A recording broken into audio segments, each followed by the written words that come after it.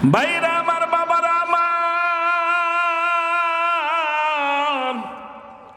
ইয়াকুব আলাইহিস সালাতু ওয়াস সালামের 10 সন্তান 10টা মত প্রকাশ করে। এক ভাই বলে এই রাস্তা দিয়ে গাবি গেছেন। বাচ্চা জিজ্ঞেস করে তুমি কেমনে বললা? বলে হুজুর,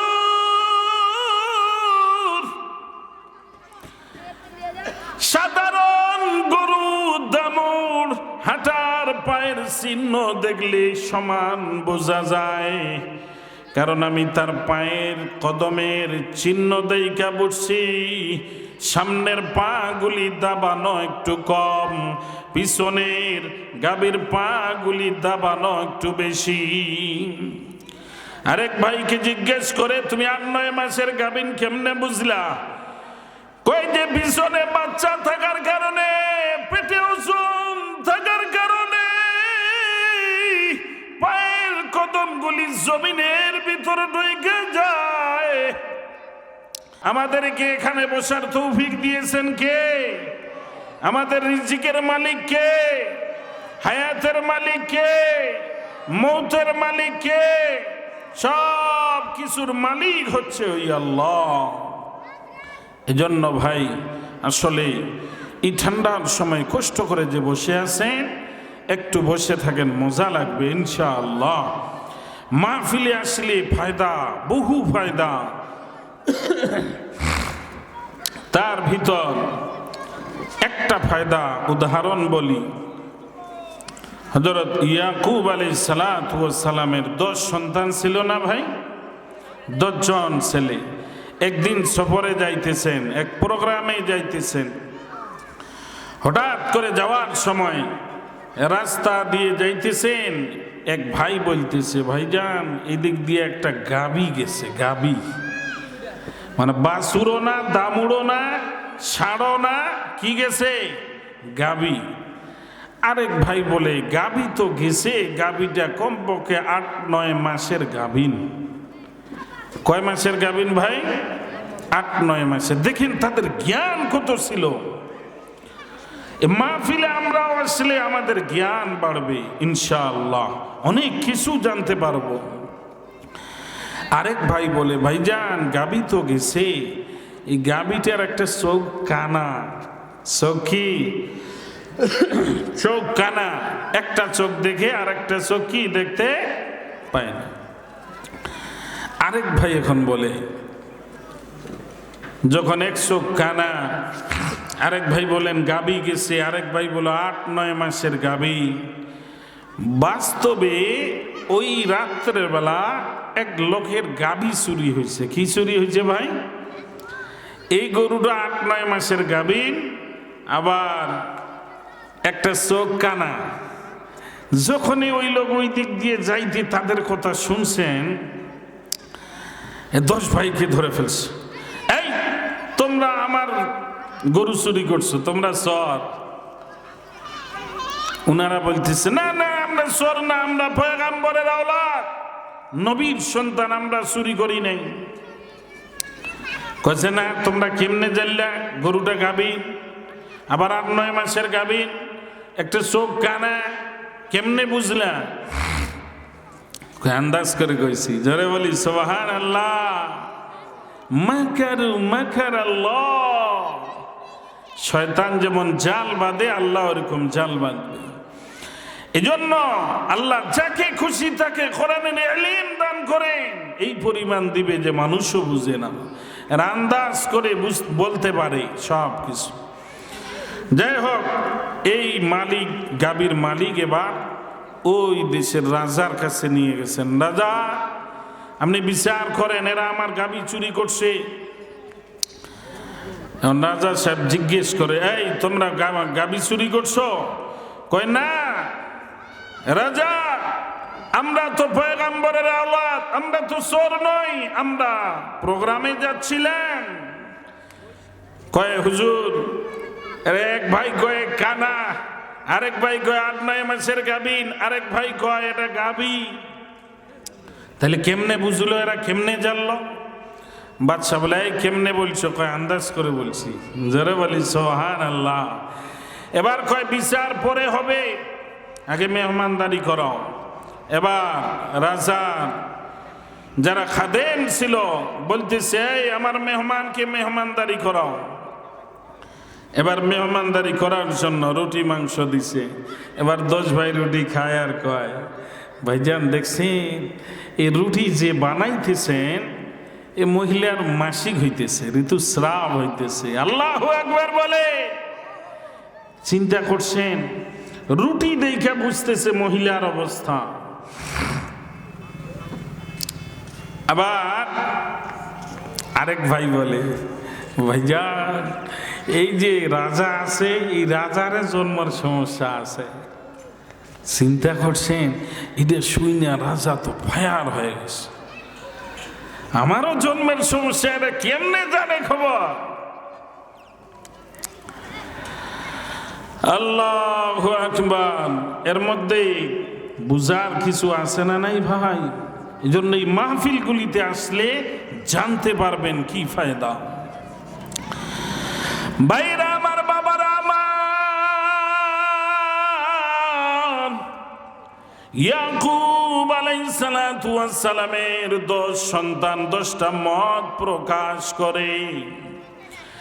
এক ভাই বলে, এই রাস্তা দিয়ে গাবি গেছেন। বাচ্চা জিজ্ঞেস করে, তুমি কেমনে বললা? বলে, হুজুর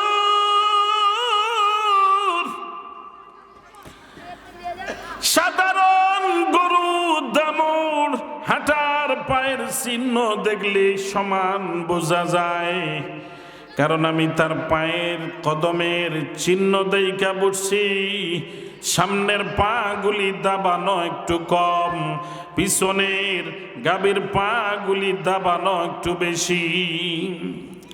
আরেক ভাইকে জিজ্ঞেস করে, তুমি 8-9 মাসের গাভীন কেমনে বুঝলা? কই যে পিছনে বাচ্চা থাকার কারণে, পেটে ওজন থাকার কারণে পায়ের কদমগুলি জমিনের ভিতরে ঢুকে যায়। যুবক ভাই, মুরব্বী বাবারা আমার, আজকে আমরা দুনিয়াতে এসেছি, অনেক কোটি কোটি টাকার মালিক হয়েছি ওই মায়ের ওসিলায়। যখন মায়ের গর্ভে আমরা আসি, এই আম্মা জান রাতের বেলায় ঘুমাইতে পারে না, দিনের বেলায় কোথাও সফরে যেতে পারে না। সব আত্মীয় স্বজন, বাবার বাড়ি সব 3 তালাক দিয়ে দেয়। জোরে বলেন দেখি না। আল্লাহু আকবার। আমার বিবির গর্ভে আমার সন্তান আছে। আহারে রাতের বেলায় দেখি গতকাল তিনি বিছানার থেকে উঠলেন, ওঠার পর খাটে হেলানি দিয়ে যখন তিনি কান্না করতেছেন, প্রায় প্রতিদিন এভাবে তিনি কষ্ট করেন। আল্লাহু আকবার, আল্লাহু আকবার। আমার মা আর বাবা এই ঠান্ডার সময় ঘুমাই যায়, বিছানার মধ্যে পেশাব পায়খানা করে দেয়। মা জননী সন্তানের পেশাব পায়খানা গুলি সাফ করে দেয়, মা সাফ করে দেয়, বাবা সন্তানটারে বুকে নেয়। প্রতিদিন আমি রাতের বেলায় প্রোগ্রাম সারার পর বাড়িতে যাওয়ার পর আমার ছোট মেয়েকে আমি পেশাব করাই। এই কষ্ট করে করে বাবা আর মা আমাদের বড় করছেন। জোরে বলি আল্লাহু আকবার, নারে তাকবীর। হে মুরব্বী বাবা, যুবক ভাই, খবরদার বাবা মার সঙ্গে বেয়াদবি করবা না। আমাদের বাবা মাই ঠান্ডার সময় কত কষ্ট করে এ বাড়িতে যাওয়ার পর মা বাবার খেদমত করবেন, বৃদ্ধ বাবা আর মার দোয়া নিবা। আল্লাহ কিয়ামতের দিন বিনা হিসাব তোমাকে জান্নাতের মেহমান বানিয়ে দিবেন। সুবহানাল্লাহ। আরেক ভাই বলেন, এই গাভীটার চোখ অন্ধ কেমনে বুঝলা? বলে বাচ্চা আন্দাজ করে বলছি, এক রাস্তা দিয়ে ঘাস খাইতে খাইতে গেছে, আরেক রাস্তা দিয়ে ঘাস খায়নি। মাথাতে বুদ্ধি খাইটা বলছি, বুদ্ধি খাটাইয়া বলছি, তার মানে এই গাভীটার একটা চোখ কানা, এজন্য একদিক ঘাস খেয়ে খেয়ে গেছে, আর একদিক খাইতে পারে না। আরেক ভাই বলেন, যে খাদেমা রুটি বানাইতেছেন তার মাসিক ঋতুস্রাব হইতেছে, কেমনে বুঝলা? বলে হুজুর, রুটি খাওয়ার সময় দেখছি রুটির মাঝখানে কাঁচা আছে, ভাজা পড়ে নাই, সিদ্ধ হয় নাই। রুটি কাঁচা থাকলে খাইতে মনে ভালো হয় না। তিনি বলেন, আমি আন্দাজ করে বললাম, বাস্তবে ওই মহিলার মাসিক হইতেছে, আন্দাজ করে বলছি। এবার বাচ্চা জিজ্ঞেস করে, এত আন্দাজ তোমাদের? বাচ্চার জন্মের সমস্যা কেমনে বুঝলা? আজকে আপনাদের সবার ফাঁসি হয়ে যাবে, সঠিক উত্তর দিবা। বলে আন্দাজ করে বলছি, কারণ মেহমান পূর্বের জামানায় মেহমান আসলে মেজবান ও মেহমানের সঙ্গে খানা খাইতো, সুতরাং আপনি আমাদের সঙ্গে বসেন নাই, খানা খান নাই, এজন্য আন্দাজ করে বলছি এই বাচ্চারও জন্মের সমস্যা আছে। জোরে বলি আল্লাহু আকবার। আল্লাহ তাআলা বর্ণনা করেন কোরআনে কারীমের মধ্যে, বিসমিল্লাহির রহমানির রহিম। আল্লাহু আকবার বলেন, আর রহমান আল্লামাল কুরআন খালাকাল ইনসান